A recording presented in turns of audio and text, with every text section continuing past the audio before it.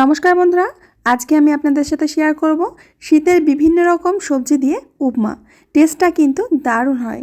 Breakfast বা ডিনারে রুটি সবজি বানাতে ইচ্ছা না করলে নানা রকমের সবজি দিয়ে এইভাবে উপমা তৈরি করবেন, দেখবেন যে খেতে দারুণ লাগে। তো বন্ধুরা, এই উপমা বানানোর জন্য সবার প্রথমে আমি নিয়েছি 1 বাটি থেকে একটু কম সুজি। সুজিগুলোকে শুকনো খোলায় প্রথমে ভেজে নিতে হবে।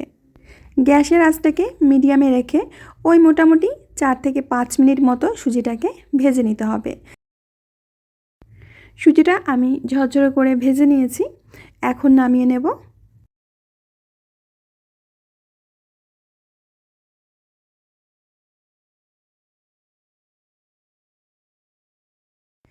এবার গ্যাস ওভেনে একটা কড়াই বসিয়ে দিয়ে কড়ার মধ্যে দিয়ে দেব 2 চামচ মতো সাদা তেল, আর তার সাথে দিয়ে দেব 2 চামচ মতো ঘি। চাইলে আপনারা পুরোটাই ঘি দিয়ে করতে পারেন।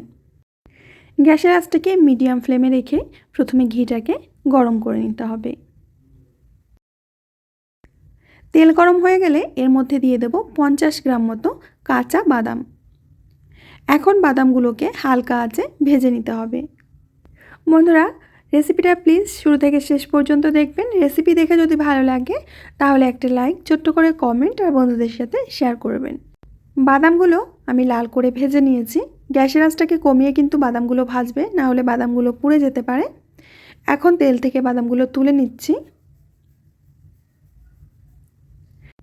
এবার যে বাকি তেলটা রয়েছে এর মধ্যে দিয়ে দেবো 1 চামচ মতো ছোলার ডাল, দিয়ে দেবো হাফ চামচ মতো জিরে, হাফ চামচ মতো সর্ষে আর কয়েকটা কারি পাতা।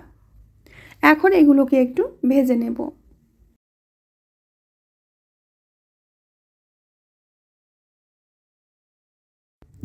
ভাজা হয়ে গেছে, এখন দিয়ে দেবো কেটে রাখা আলু। এখানে বড় সাইজের আলু আমি এরকম ছোট ছোট করে কেটে নিয়েছি, আর একটা গাজর কেটে নিয়েছি একইভাবে।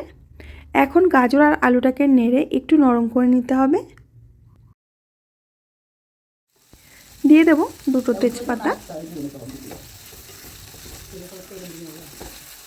এবার দিয়ে দেব কেটে রাখা ফুলকপি। অল্প কিছু ফুলকপি আমি দিয়ে দিচ্ছি, যেটা শীতের প্রধান সবজি বলতে পারো। এবার ভালো করে নেড়েচেড়ে সবজিগুলোকে একটু নরম করে নিতে হবে। এইগুলো যখন একটু সফট হয়ে আসবে তখন বাকি সবজিটা আমি দিয়ে দেব। তো এখন দিয়ে দিচ্ছি ক্যাপসিকাম কুচি, দিয়ে দিচ্ছি টমেটো কুচি, আর দিয়ে দিচ্ছি লঙ্কা কুচি, আর দিয়ে দেব গ্রেট করা আদা। তো সমস্ত কিছুকে আবারও মিশিয়ে একটু ভেজে নিতে হবে। এখানে চাইলে আপনারা আরও সবজি ব্যবহার করতে পারেন, যত সবজি দেবেন খেতে আরও বেশি ভালো লাগবে। এবার দিয়ে দেব অল্প একটু লবণ, আর দিয়ে দেব সামান্য হলুদ কালারের জন্য। এখন আবারও সবজিগুলোকে ভেজে নেব। মোটামুটি সুজি দেবার আগে সবজিগুলো কমপ্লিটলি ভেজে নিতে হবে, একদম নরম করে নিতে হবে। তবে এতটা নরম করা যাবে না যাতে সব কিছু গলে যায়। এখন দিয়ে দেব কাজু আর কিশমিশ। সবজিগুলো খুব ভালো করে আমার ভেজে নেওয়া হয়ে গেছে। এখন দিয়ে দেব আগে থেকে ভেজে রাখা সুজি। ভাজা সুজির থেকে সবজির পরিমাণ কিন্তু বেশি রাখতে হবে, কারণ সুজিটা ফুলে গিয়ে তখন কিন্তু অনেকটাই বেড়ে যায়। খুব ভালো করে মিশিয়ে নিচ্ছি। আমরা আজকে একেবারে ঝরঝরে উপমা তৈরি করব। এর জন্য যতটা আমি সুজি নিয়েছি তার অর্ধেকটা পরিমাণে জল নিয়েছি, আর জলটা অবশ্যই গরম জল হতে হবে। এরকম ছিটে দিয়ে দিয়ে সুজিটাকে আবারও একটু নেড়েচেড়ে নেব। এখানে কিন্তু পুরো জলটাই দিতে হবে, কিন্তু ধীরে ধীরে অল্প অল্প করে দিতে হবে, একসাথে জলটা দেওয়া যাবে না। নেড়েচেড়ে নিয়ে আবারও একটু জলের ছিটা দিয়ে নিতে হবে। উপমা রান্না করার সময় এইভাবে জলটা ব্যবহার করলে তাহলে কিন্তু উপমাগুলো সিদ্ধ হয়ে যাবে আর ঝরঝরেও থাকবে।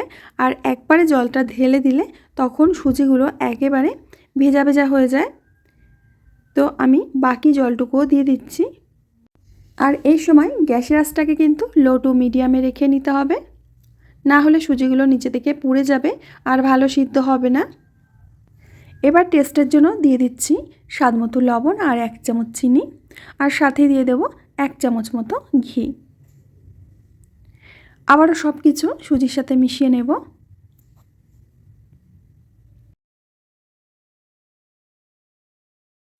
এবার ওপর থেকে ভাজা বাদামগুলো দিয়ে দেব। ঢাকনা দিয়ে ঢেকে একদম লো আঁচে 7 থেকে 8 মিনিট মতো রেখে দিতে হবে। 8 মিনিট পর আমি ঢাকনাটা খুলে নিচ্ছি আর তোমাদের দেখিয়ে দিচ্ছি যে উপমাটা কতটা পরিমাণে পারফেক্ট হয়েছে। সিদ্ধ হয়ে গেছে, আবার ঝরঝরেও হয়েছে। এখানে আমি উপমাটা ঠিক যেভাবে রান্না করলাম এইভাবে রান্না করলে কিন্তু সুজিগুলো সুন্দরভাবে সিদ্ধও হয়ে যাবে আর উপমাটাও এরকম ঝরঝরে হবে।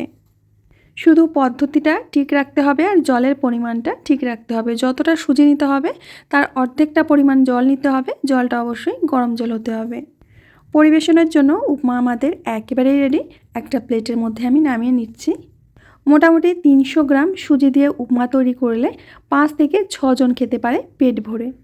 তো বন্ধুরা, আশা করছি আজকের রেসিপিটাও তোমাদের অনেক ভালো লেগেছে। ভালো লাগলে লাইক, কমেন্ট, শেয়ার করবে। আমি আজ এখানেই বিদায় নেব। আবার আসবো নতুন রেসিপি নিয়ে। ততক্ষণের জন্য সবাই ভালো থেকো, সুস্থ থেকো, সকলকে সুস্থ রেখো।